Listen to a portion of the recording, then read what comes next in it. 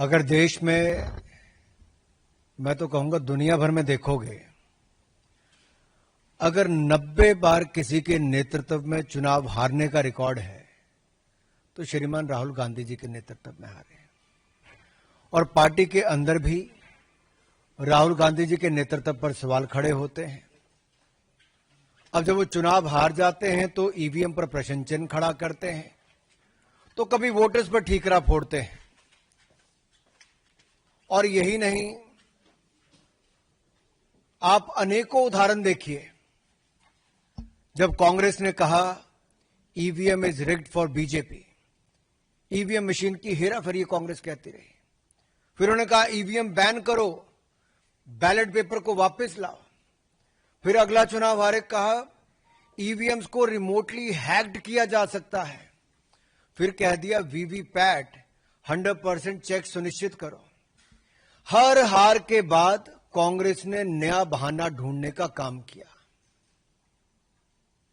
आत्मचिंतन, आत्मनिरीक्षण कांग्रेस ने नहीं किया, लेकिन आरोप ईवीएम इलेक्शन कमीशन से लेके संवैधानिक संस्थाओं पे बार बार लगाते रहे। और अब बिहार चुनाव हारता देखकर कांग्रेस पहले ही विपक्षी दलों के साथ मिलकर झूठे आरोप लगाने में लगी है। कल कुछ कांग्रेस के लोग कह रहे थे राहुल गांधी जी और विपक्ष के नेताओं ने बवंडर खड़ा किया। अरे भाई, बवंडर नहीं, बलंडर है। और मैं बताने वाला हूं कैसे। जितने आरोप आज तक लगाए, मैं राहुल जी को यही कहूंगा, धूल चेहरे पर थी पर आप आईना साफ करते रहे। और एक एक करके इनको बताना जरूरी इसलिए भी है कि 1952 से अगर हम शुरुआत करें तो चोर चोर मुसेरे भाई मिलकर वोट की चोरी की दुकान चलाई। यानी कि कांग्रेस सीपीआई ने मिलकर संविधान निर्माता, एक संत जैसे नेता डॉक्टर भीमराव अंबेडकर जी को चुनाव हरवाया। और चुनावी भ्रष्टाचार की नींव कांग्रेस ने पहले चुनाव से 1952 में ही रख दी थी। डॉक्टर बाबा साहब अंबेडकर को हराने का काम किया कांग्रेस सीपीआई ने मिलकर किया।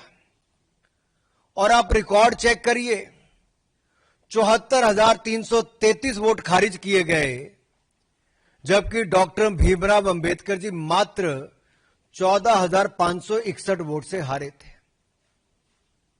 कांग्रेस ने तो संविधान निर्माता एक दलित नेता को पहले चुनाव में निपटाने का काम कर दिया।